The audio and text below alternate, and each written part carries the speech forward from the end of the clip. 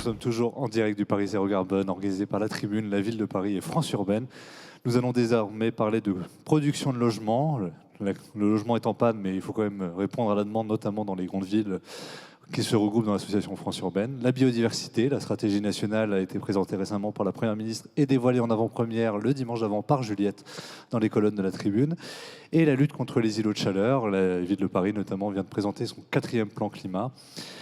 Et pour en parler avec deux spécialistes de la ville, Marianne Oradour, présidente de CDC Biodiversité, bonjour. Bonjour César. Et Anne-Marie Jean, vous êtes vice-présidente de l'Eurométropole de Strasbourg, conseillère municipale déléguée à la ville de Strasbourg et, rappelons-le quand même, présidente du port de Strasbourg. Marianne Oradour, on va commencer avec vous. Donc, comment CDC Biodiversité, l'entité de la Caisse des dépôts spécialisée sur le sujet, va-t-elle justement travailler avec le groupe de travail bâtiment construction? Parce que si vous avez suivi un peu la stratégie nationale de biodiversité, il y a 8 groupes de travail qui vont se mettre en place progressivement, dont un sur le bâtiment et la construction, qui est animé par les directeurs de développement durable de Saint-Gobain, Bouygues et Schneider Electric. Donc comment tout ça va s'articuler, Marianne Oradour? Alors peut-être si on dézoome un petit peu par rapport à l'annonce effectivement de cette stratégie nationale biodiversité, donc annoncée lundi dernier par Elisabeth Borne, et avec le reclore des entreprises qui a été animé par Christophe Béchu et Sarah El Haïry le 29 novembre. Si on dézoome un peu cet événement, on remonte un tout petit peu en décembre 2022. On est à la COP 15, elle est à Montréal, elle devait se tenir à Kunming, donc on l'a appelée la COP Kunming Montréal. Et là, alors personne ne se rappelle de cette COP biodiversité parce que c'était pendant la Coupe du Monde de rugby. Et donc elle a complètement éclipsé cette COP 15, qui pourtant est importante parce que 191 pays se sont engagés sur une stratégie d'arrêt de la perte de la biodiversité à horizon 2030 et à la restaurer après. C'est to bend the curve, c'est cette trajectoire, on arrête et on restaure parce qu'on ne peut pas rester à ce niveau précédent. Le même mois, a été publiée au journal officiel européen la directive, la CSRD, la directive qui va obliger en 2025 la plupart des entreprises à faire un rapport extra-financier, ce qu'on va appeler un rapport de durabilité. Vous avez tous suivi ça, et qui va être audité comme le rapport financier. Donc 2 événements, un événement mondial, un événement européen, et effectivement, comme le disait César, le premier État à décliner par une stratégie nationale la COP 15, c'est la France avec sa stratégie nationale biodiversité. Et il va falloir la territorialiser, cette stratégie. Il va falloir la territorialiser. Donc cette stratégie nationale, elle est très complète. Elle prévoit la mobilisation, elle prévoit la territorialisation pour les élus, elle prévoit des ABC biodiversité dans toutes les collectivités locales. Elle est très complète et elle prévoit la mobilisation des acteurs économiques. Il n'y aura pas de restauration de la biodiversité sans la mobilisation de tous les acteurs et au premier chef les acteurs économiques. Et dans ce cadre-là, effectivement, il y a ces groupes de travail et la ministre ne s'est pas trompée en mettant évidemment le secteur de la construction, de l'immobilier et du logement comme parmi les 7 groupes de travail. Et peut-être juste rappeler sur cette table ronde qui va certes cette connexion entre le logement et la biodiversité, peut-être juste rappeler que l'importance de ces événements, la COP, la CSRD, la stratégie nationale de biodiversité, est juste proportionnelle à l'importance du sujet. La biodiversité vit un effondrement actuel extrêmement alarmant. Les scientifiques se sont emparés du sujet. Alors les scientifiques dans la biodiversité, vous le savez, ce sont l'IPBES, donc c'est en fait le GIEC de la biodiversité. Ils sont emparés du sujet un peu plus tardivement que le GIEC, mais ça va très vite parce que tout le monde l'observe en fait, cette chute de la biodiversité. 60% des écosystèmes aujourd'hui sont dégradés et on parle de la 6e extinction des espèces. Alors, vous allez me dire, si on est sur la 6e extinction des espèces, c'est qu'il y en a eu 5 avant. Oui, alors comment ça se fait? Parce qu'on a l'impression que collectivement, on n'en parle pas assez. Alors on n'en parle pas assez, et surtout, cette extinction se passe à une vitesse 100 à 1000 fois supérieure aux extinctions précédentes. Par exemple, juste pour donner un chiffre, de 1970 à aujourd'hui, les 2 tiers des populations d'oiseaux, de mammifères, de reptiles et de poissons se sont effondrés. Cette chute des populations, vous la voyez, il y a plus d'insectes sur vos pare-brises, vous la voyez. Nous, on est à Paris, mais à Strasbourg, vous devez voir d'autres espèces qui ont disparu. Nous, à Paris, il n'y a plus de moineaux. Alors, il y a un grand programme pour restaurer le moineau à Paris, mais voilà. Donc ça, c'est extrêmement visuel et ça nous prive évidemment des services écosystémiques rendus par la nature. Donc, on est évidemment sur un sujet qui est majeur, avec une limite planétaire qui est totalement enfoncée. Et c'est pour ça qu'il y a cet appel à la mobilisation. Et c'est pour ça que le secteur de l'immobilier et du logement est très, très concerné, parce qu'il est concerné en fait sur toute sa chaîne de valeur, sur sa chaîne de valeur logistique, les bâtiments, la façon de construire, la façon d'approvisionner les chantiers, mais sur sa gestion aussi. Et puis, bien sûr, et ça vous le savez tous, parce qu'on en a beaucoup parlé, sur le sujet de l'artificialisation des sols. Avant de reparler du ZAN, justement, vous pourrez en parler évidemment aussi, du zéro artificialisation nette, au cas où vous avez oublié ce slogan magnifique. Anne-Marie Jean, Vue de Strasbourg, comment justement vous conciliez ces injonctions a priori contradictoires que sont la production de logements, la biodiversité et la lutte contre les îlots de chaleur? On essaie de trouver les bons équilibres parce que c'est clair qu'on est en plein dans une injonction paradoxale. Strasbourg, pour redonner le paysage, c'est une métropole d'un peu plus d'1,5 million d'habitants. On était 505 000 habitants au recensement de 2019 et on sait qu'on est sur une dynamique assez forte de croissance. Donc à l'heure où on se parle, on est sûrement plus. 27 000 demandes de logements sociaux en attente. Donc une vraie pression sur l'habitat, plus d'habitants, on le sait, poursuite de la décohabitation des ménages qui fait qu'à nombre d'habitants égal, on a besoin de plus de surface aujourd'hui que par le passé pour loger tout ce petit monde. Un territoire déjà largement artificialisé, où donc il ne s'agit pas de commencer à manger activement sur la pleine terre qui reste pour construire du logement. Et voilà, en même temps, cette pression et aussi le besoin que l'activité, qu'il y ait de l'activité économique et qu'on continue d'avoir de la place pour les emplois, parce que faire venir des habitants, s'il n'y a pas d'emploi et qu'il faut tous les envoyer à 30 bornes, c'est pas très intelligent non plus en termes d'équilibre écologique. Si on parle des autres aides, ZFE, les zones à faible émission, dont vous êtes une spécialiste par ailleurs. Mais si on commence sur ce sujet, on va pas tenir dans le timing. Voilà, donc une injonction paradoxale sur laquelle on essaie de travailler par différents angles. Alors quand je dis on, c'est un travail collectif dont je suis juste porte-parole en l'occurrence, puisqu'il est piloté par ma collègue Suzanne Broly, qui est vice-présidente en charge de l'habitat et de l'urbanisme à Strasbourg, et qui pilote ce programme, mais auquel nous sommes tous associés, qui vise à, au maximum, désimperméabiliser, remettre de la nature là où on le peut. On a un très gros programme, par exemple, sur les cours d'école. On a 130 à peu près écoles à Strasbourg et nous avons planifié, organisé que d'ici la fin du mandat, 60% d'entre elles auront des cours végétales. Alors, c'est sûr que les cours d'école, c'est pas gigantesque au total. Des bitumes et on remet de la terre. On enlève du bitume et on met à la place d'autres types d'aménagements avec effectivement de la terre, des copeaux de bois, des choses comme ça. Alors, ça fonctionne très bien, ça a commencé. On a fait des tournées à l'occasion de la rentrée scolaire entre élus, chacun sur des quartiers. On voit une vraie appropriation par les enfants, leurs parents, les enseignants, parce que ça donne aussi une autre façon de vivre la cour. Quand on a un énorme machin de bitume, c'est pas du tout pareil que d'avoir des aires de jeu un peu disséminées. Certes, les enfants sont parfois un peu plus sales en rentrant à la maison, mais ça fait aussi partie d'une façon de vivre qui est un petit peu plus connectée. Donc voilà, on travaille sur un certain nombre de plans de cette nature, un grand plan canopé, un objectif de plantation de 1000 arbres par an sur le mandat, et pour l'instant, nous sommes dedans. Au bout de 3 ans, on est à plus de 3000 arbres plantés, et avec en même temps une réflexion sur la nature des arbres que nous plantons, parce qu'on voit bien qu'avec le changement climatique...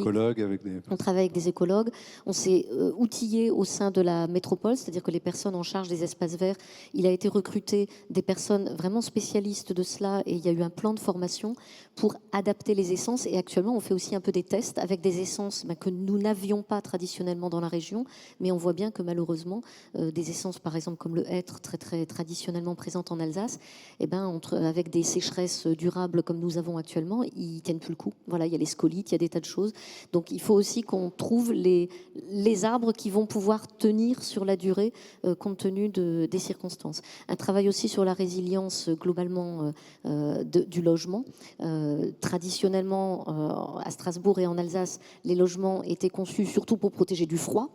Là, on voit bien qu'aujourd'hui, il s'agit surtout de se protéger du chaud, même s'il fait encore Donc à la fois dans l'existant comme dans le neuf. Donc dans l'existant comme dans le neuf, effectivement, c'est le travail. Alors sur l'existant, un gros plan de rénovation du patrimoine bâti. Alors là où on a la maîtrise, c'est sur les logements sociaux qui sont très avancés. Les bailleurs sociaux ont vraiment beaucoup travaillé là-dessus. On a engagé un plan d'investissement sur les bâtiments qui dépendent de la collectivité, ce qui n'est pas le plus simple, parce que quand on gère des gymnases, des piscines, des musées, dans des lieux historiques, on voit bien tout de suite que l'adaptation aux critères aujourd'hui de rénovation énergétique n'est pas la plus simple. Mais on y va. Et puis l'incitation à la rénovation du parc privé. On a mis en place il y a déjà 2 ans un pôle territorial de coopération économique pour mobiliser tous les acteurs autour de la rénovation énergétique du bâti. Mobiliser tous les acteurs, ça veut dire notamment faire en sorte qu'ils soient tous alignés et formés, parce que ça n'est pas le même travail que de rénover énergétiquement, que de rénover tout court pour que ce soit juste plus joli, même si c'est important, ni que de construire. Donc il y a une mutation des métiers qui se fait, on travaille aussi sur l'anticipation des métiers. Justement, Mme Lorato, je voulais vous demander comment vous travaillez avec les élus, parce qu'on voit que les grandes villes ont l'air assez bien outillées en ingénierie et en ressources humaines, mais pour les autres, ils nous disent souvent on est seul face à ces injonctions contradictoires, question sur le logement et respect de l'environnement. Alors, il y a plein de façons de travailler avec l'ensemble des acteurs économiques et avec les collectivités locales sur l'introduction de la biodiversité. D'abord, la première chose, quand même, je le rappelle, et ça c'est le niveau 0, c'est de respecter la réglementation et d'être sur cette séquence qui existe depuis 1970 dans la loi sur la biodiversité qui a été reprise en 2000 dans le Code de l'environnement, qui est la fameuse, et que vous connaissez tous pour ceux qui sont sur la ville, la construction, la fameuse séquence éviter, réduire, compenser. Donc, je regarde un projet, j'évite mes impacts. Si je ne peux pas tout éviter, je les réduis, je travaille mon projet, etc. Et si vraiment je n'ai pas pu à la fin réduire, et si je ne suis pas à 0 perte nette, eh bien, je compense. Et donc là, voilà, donc là, on a des solutions sur chacune des séquences ACDC Biodiversité, et notamment sur la compensation, puisque on est un opérateur aussi investisseur. On a d'ailleurs des solutions avec du foncier, parce que souvent, il faut aller compenser à côté. Alors, tout à côté, hein, parce que la biodiversité, contrairement au climat, on est sur de la proximité, on est sur du local. Le climat, on essaye d'atténuer le réchauffement climatique sur la planète, mais la biodiversité, on essaie de se protéger à côté de chez nous. Vous auriez un exemple, justement, pour illustrer pour illustrer ce que vous venez de raconter. Sur la compensation, oui. Non, oui, ça, par exemple, si vous êtes dans le Var, vous avez un impact peut-être sur la tortue d'Hermann. Et donc, ce qu'on va essayer, c'est de restaurer, d'abord d'éviter, de réduire l'impact sur ces habitats. Et puis, on va aller compenser en remettant des habitats favorables à la tortue d'Hermann. Et ça sera juste dans le Var. Et nous, effectivement, on a acheté d'ailleurs une colline de 160 hectares dans le Var pour réintroduire ces espèces. Peut-être quand même pour répondre complètement, donc au-delà de ce niveau 0 de la réglementation, il y a énormément d'autres façons, évidemment, de s'intéresser à la biodiversité. Moi, ce que je voudrais dire aux acteurs de la ville et de cette restauration que vous êtes, c'est la biodiversité, ça s'intègre le plus en amont possible du projet. Et donc, en fait, il faut arrêter de considérer que la biodiversité, c'est le dernier aléa des 5% qu'on a prévu dans le compte de résultats. Il faut l'intégrer dans l'approche itinérer, d'abord en amont du projet. J'ai de la biodiversité, j'en ai pas sur mon projet. Si j'en ai pas, est-ce que je peux la réintroduire? Et vos parties prenantes, que ce soit les collectivités locales, que ce soit les habitants, que ce soit vos locataires, si vous êtes bailleurs, seront tous très très intéressés par ce sujet qui est devenu un sujet de société et qui interpelle notamment, et on en parle tout le temps, particulièrement les jeunes qui sont évidemment les plus concernés par cet effondrement. Donc premièrement, l'intégrer dès le début du projet. Et on est en train de faire beaucoup de progrès sur la biodiversité. Donc maintenant, il y a des outils de simulation sur un projet. Nous, on est en train de faire une recherche pour ça, pour arriver un peu à modéliser les impacts. C'est pas que, bien sûr que l'inventaire reste nécessaire et qu'il faut compter, quand on est sur site, les chauves-souris, les espèces, la palette végétale. C'est un peu ce qu'on appelle l'étude 4 saisons, je crois. Ça, c'est l'inventaire. Mais maintenant, on va sur des outils de modélisation, des outils de simulation qui permettent, une fois qu'on a fait l'inventaire, de travailler son projet en chambre. Et puis, on a aussi des outils maintenant de modélisation sur l'ensemble d'une chaîne de valeur. Ça s'appelle, nous, on a fait un modèle qui s'appelle le Global Biodiversity Score et qui permet sur l'ensemble d'une chaîne de valeur de calculer les risques, les dépendances de la chaîne de valeur. Et vous savez que plus de la moitié du PIB mondial dépend des services écosystémiques et de calculer l'impact d'une chaîne de valeur. Donc, comme pour le climat, scope 1, scope 2, scope 3, donc la production, les énergies qu'on emploie et les fournisseurs et les clients. Donc, sur l'ensemble de cette chaîne, exactement comme un bilan carbone, on est capable maintenant de faire un bilan biodiversité. Donc, tout ça, c'est des moyens pour intégrer dans l'acte de construire, dans l'acte du logement, la biodiversité au bon endroit et à la bonne ambition. Parce que je crois que c'est vraiment ça qui doit nous réunir maintenant, c'est l'échelle, l'ambition et l'accélération. Est-ce que tous ces outils, vous les avez trouvés sur votre chemin ?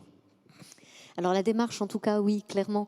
Vous parliez du fait que la biodiversité ne soit pas le dernier élément.